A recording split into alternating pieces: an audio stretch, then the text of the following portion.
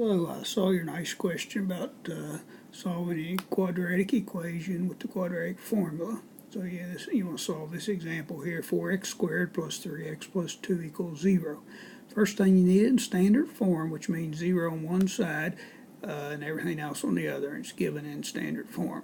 Then you need to identify a, b, and c. A is always the coefficient squared term, b is the coefficient of x, and c is your constant. Here I wrote down the quadratic formula. It's x equal minus b plus or minus square root of b squared minus 4ac all over 2a. So in place of b, we're going to substitute to 3. In place of the 2a's, we're going to put 4. And in place of c, we're going to put a 2.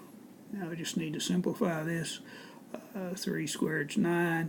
4 times 4 times 2 is 32. I subtract, that's a negative 23. Denominator is 2 times 4, which is 8. Well, a bit earlier, rule we had the square root of negative b is I square root of positive b.